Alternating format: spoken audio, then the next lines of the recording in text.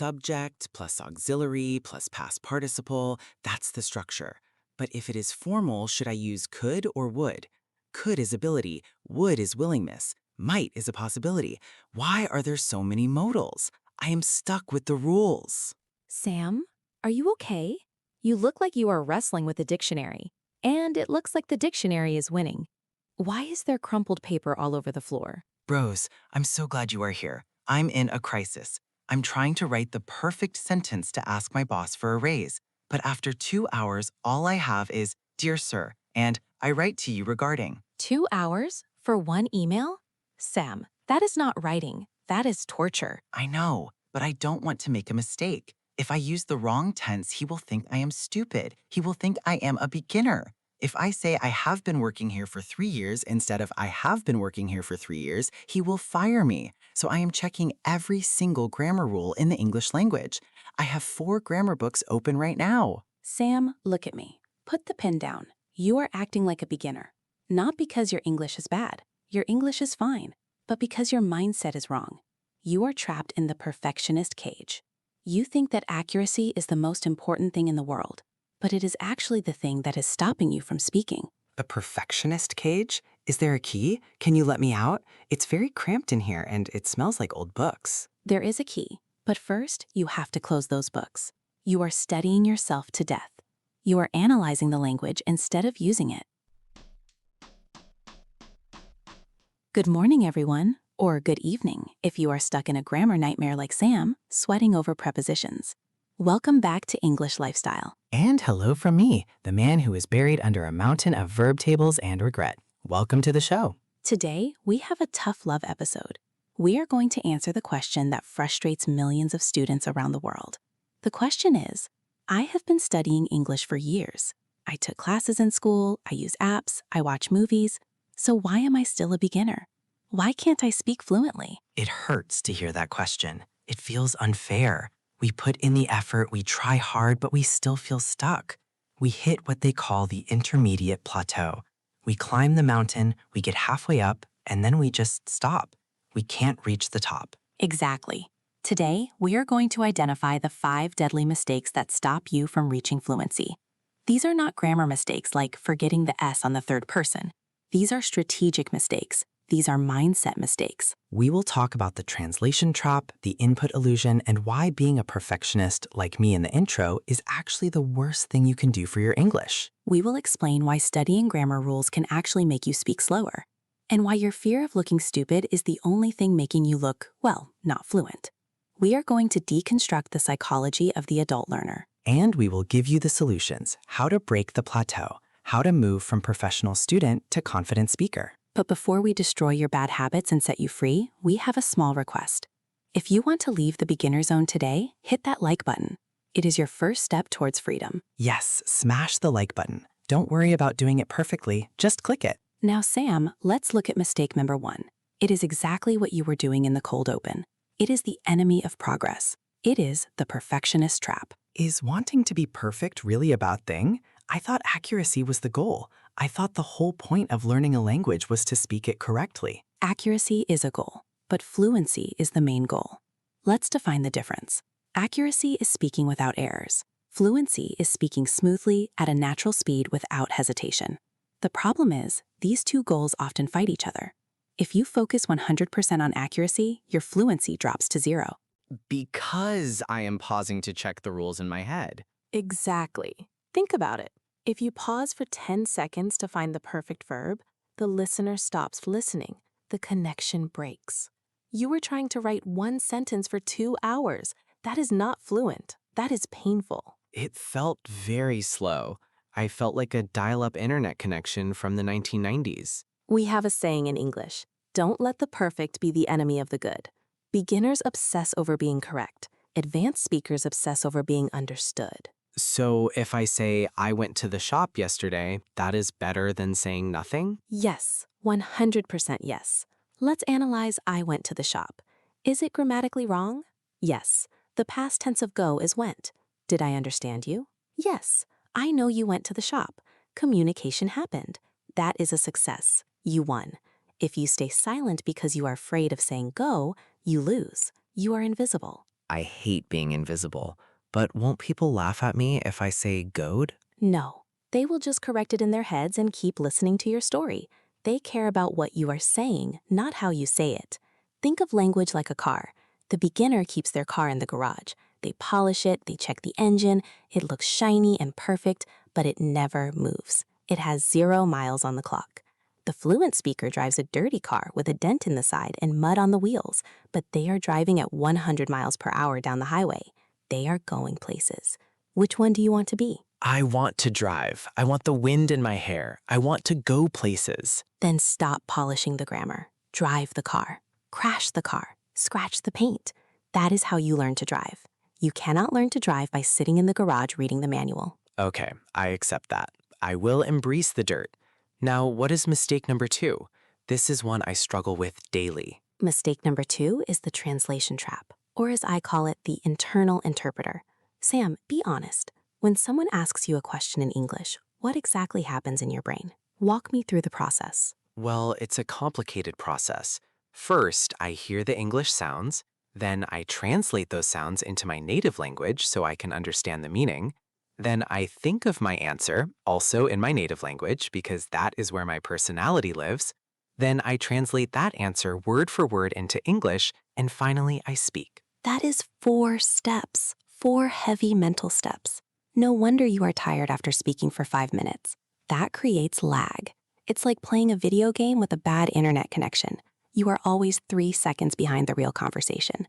By the time you have translated your answer, the topic has changed. It feels like buffering. I have loading face. My eyes go blank while I am processing. Exactly. To be fluent, you must cut the cord. You must stop translating. You need to link the concept directly to the English word. See a tree, think tree, not arbol or baum or whatever your language is. We talked about this before, the naming game. Yes, it is vital, because languages don't map perfectly. You can't always translate word for word. For example, in Spanish or French, you have hunger, tengo hambre. In English, you are hungry, I am hungry. If you translate word for word from Spanish, you say I have hunger, which sounds strange in English. You must think in the English pattern. You must feel the hunger and immediately attach the words I am hungry. So I need to delete the middleman. Precisely. Fire the interpreter in your head. He is too slow and he charges too much energy. So mistake 1 is perfectionism. Mistake 2 is translation. What is mistake number 3? Mistake number 3 is the input illusion. This is the most common trap for modern students in the age of the internet. Sam, tell me about your study routine. How do you study? Oh, it's great. I am very dedicated. I watch Netflix for 3 hours a day. I watch Peaky Blinders. I listen to podcasts. I read blogs. I consume so much English. I am swimming in English. That sounds fun. And how much do you speak? How much do you write? Speak? Well, I talk to the cat sometimes, and I send a text message to my mom once a week.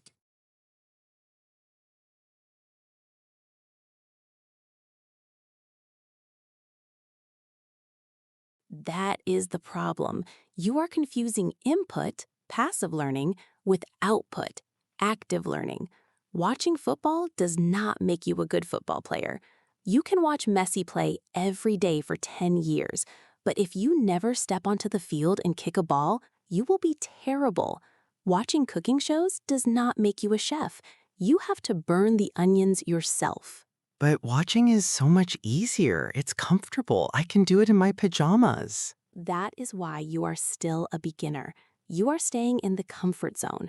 Growth happens in the discomfort zone. You need to produce language. You need to struggle to find the words. Write comments on YouTube videos. Speak to yourself in the shower. Record your voice on your phone and listen to it. Shadow this podcast. If your mouth isn't moving, you aren't learning to speak. It is a physical skill. It involves muscles. My mouth is moving now. I am learning. I am engaging my muscles. Good. Keep it moving. Don't be a passive consumer. Be an active creator. Okay, moving on. Mistake number 4. This one is controversial. Teachers might hate me for saying this. Obsessing over grammar rules. But Rose, grammar is the foundation. Without grammar, we are just making random noises. We need rules. Grammar is important. Structure is important. But studying the rules is not the best way to learn the grammar. Think about your native language. When you were 3 years old, did you sit with a textbook and study the past perfect continuous tense? No, I just listened to my mom and copied her. I wanted a cookie, so I learned how to say, I want a cookie. Exactly. You learned through patterns, not rules. You learned through utility. Many adult students know the mathematical rule for the present perfect continuous: subject plus have plus been plus verbing. They can write it on a test, but they can't use it in a conversation to save their life. That's me. I know the formula, but I can't say it fast. I have to calculate it. Because you are treating English like math. English is not math. English is music. You need to learn chunks and phrases, not isolated formulas. Don't memorize subject plus verb plus adjective. Memorize the phrase, "It's really hot today." Memorize the phrase, "I've been waiting for ages." That is a chunk. You don't analyze it, you just use the chunk. So less logic, more rhythm? Yes, trust your ears, not your textbook. If it sounds right, it is probably right. Native speakers don't know the rules either. If you ask a native speaker, "Why do you use the present perfect there?" they will say, "I don't know, it just sounds right." You want to reach that level of intuition. Intuition over analysis. Got it. And finally, mistake number 5, the killer of dreams. Inconsistency. The Sunday warrior syndrome. Oh, I know this one. This is my biography. This is when I do nothing all week because I am too busy. And then on Sunday, I feel guilty, so I study for 6 hours straight. I lock myself in a room and study until my eyes bleed. And by Monday morning, how much do you remember? Nothing. My brain is fried. I hate English. Exactly. The brain is like a muscle. It needs regular, small exercise to grow. It cannot handle massive overload. Imagine you want to get fit. Is it better to go to the gym once a week for 6 hours or 20 minutes every day? 20 minutes every day. If I go for 6 hours, I will injure myself. I won't be able to walk for a week. It is exactly the same with language. We have a concept in psychology called the forgetting curve. The forgetting curve. It sounds like a horror movie. It is a horror movie for students. It basically says if you learn a new word today, you will forget 80% of it within 24 hours unless you review it. So if you only study once a week on Sundays, you spend every Sunday relearning what you forgot from the previous Sunday. You never move forward. You are running on a treadmill. You are sweating, but you are staying in the same place. That is depressing. That explains so much. So I need to study every day? Just 15 minutes. Like we said in the last episode, frequency is key. 15 minutes times 7 days equals success. 5 hours times 1 day equals failure. Touch the language every day. Read 1 page, listen to 1 song, speak 1 sentence. Just keep the connection alive. Okay, I can do 15 minutes. I can do that on the bus. Now let's mix this up. Let's do a role play. I want to show the difference between a beginner mindset, the perfectionist who translates, and a growth mindset, the fluent speaker who communicates. I will be a tourist asking for directions. You are Sam. First, be the anxious beginner. Be the guy from the intro who is terrified of mistakes. Okay, I am anxious, Sam. I am sweating already. My hands are shaking. Street noise, traffic, people walking by. Excuse me, sir? Can you tell me how to get to the train station? Yes, hello. You must, go straightly? No, not straightly. Go straight ahead, and then, izquierda is left, derecha is right. Turn leftly? No, turn to the left at the, how do you say, semáforo? Traffic light? Or stoplight? Sorry, my English is bad. Sorry, I cannot. Okay, stop. That was painful. I felt bad for you. You were overthinking everything. You were checking your grammar for straight versus straightly. I wanted to be accurate. I didn't want to send you the wrong way. But you didn't send me anywhere. I am still lost. Now try again. Be the confident speaker. Don't worry about grammar. Don't worry about prepositions. Just communicate the message. Use gestures, use chunks, be fast. Okay, confident Sam driving the dirty car. Let's go. Street noise returns. Excuse me, sir. Where is the station? Hey, the station? Easy. Go straight here. Walk 2 minutes. See the big bank? Turn left. It's right there. You can't miss it. Boom. That was perfect. That was fluent. Was the grammar complex? No. Go straight here. See the bank? It was simple, it was fast, it was helpful. That is fluency. It felt much easier. I didn't worry about prepositions of place. I just visualized the map and described it. Exactly. You focused on the message, not the medium. You stopped looking at the grammar book in your head and looked at the person in front of you. Now, let's learn some idioms about making mistakes in progress, because if you are going to make mistakes, and you are, you should know how to talk about them. Ticking clock sound. Tick, tock, tick, tock. Rapid phrase builder time. Repeat after me. Be loud. Scare your neighbors. I define it, you say it, then repeat.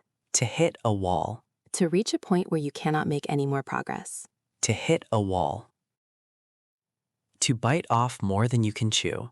To try to do something that is too difficult for you. To bite off more than you can chew. Back to square one. To start over from the beginning because you failed. Back to square one. Practice makes perfect. Doing something repeatedly improves your skill. Practice makes perfect. Learn from your mistakes. Using failures as a lesson. Learn from your mistakes. To cut corners. To do something in the easiest or cheapest way, often skipping quality. To cut corners. In at the deep end. Starting a new difficult activity without preparation. In at the deep end.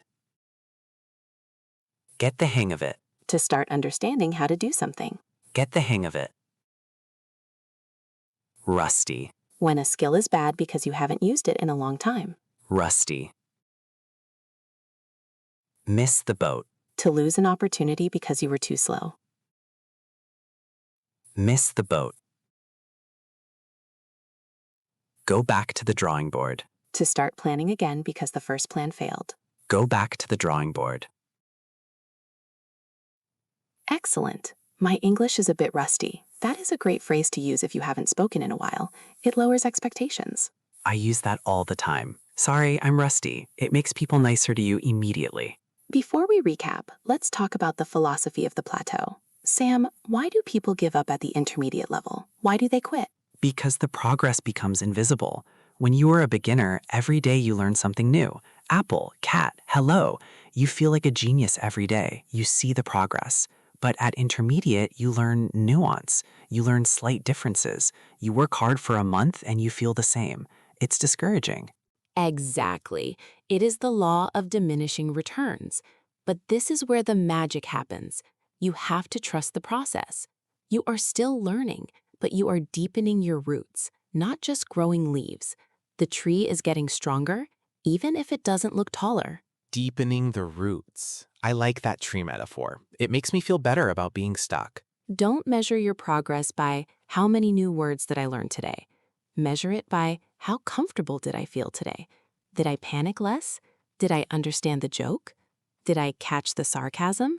Those are the real metrics of fluency. And did I make a mistake and survive? Yes, surviving the mistake is the biggest victory. If you say the wrong word and nobody dies, your brain learns, oh, English is safe, and the affective filter comes down.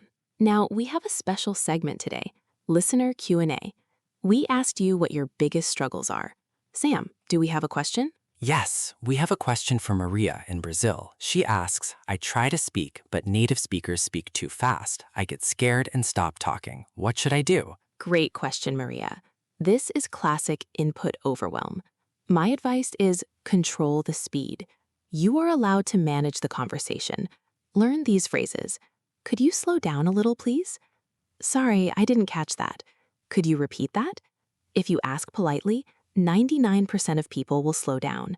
You don't have to suffer in silence. And I would add, don't try to understand every word. If you catch 60% of the words, you can usually guess the meaning.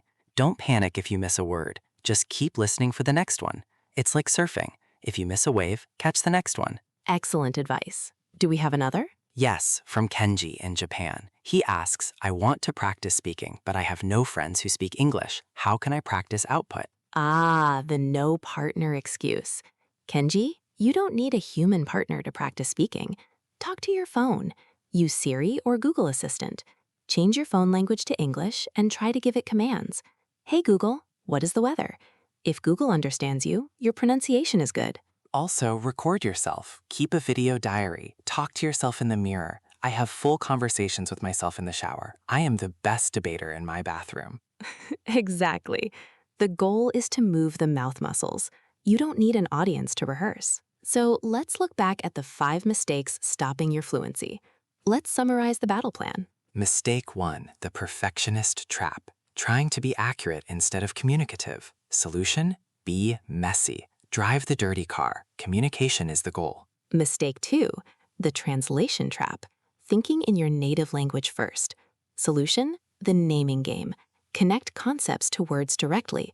Fire the internal interpreter. Mistake 3, the input illusion. Only listening, reading, never speaking. Solution, active output. Shadowing, speaking to yourself. Get out of the comfort zone. Mistake 4, grammar obsession. Memorizing rules instead of patterns. Solution, learn chunks. Trust your ears. English is music, not math. Mistake 5, inconsistency. Being a Sunday warrior. Solution, 15 minutes a day. Beat the forgetting curve. Be the tortoise, not the hare. If you fix these 5 things, you will stop being a professional student and start being a speaker. You will break the plateau. I am ready to resign from being a professional student. I want to be a speaker. I want to be a communicator. Then go out there and speak, Sam. Make mistakes. Be awkward. Be rusty. Be imperfect. But do it in English. I will. I'm gonna go ask that pizza guy for a discount, and I don't care if I use the wrong verb tense. I will say, give a discount, please. Well, maybe be a little more polite than that. But I admire the spirit. Thank you so much for listening today.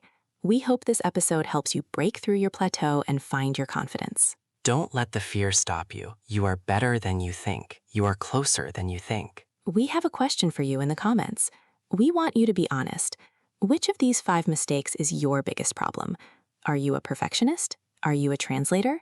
Or are you a Sunday warrior? Confess your sins in the comments. We will forgive you. The first step to fixing the problem is admitting it. Have a wonderful, imperfect, and fluent week. Drive that dirty car. Bye, everyone.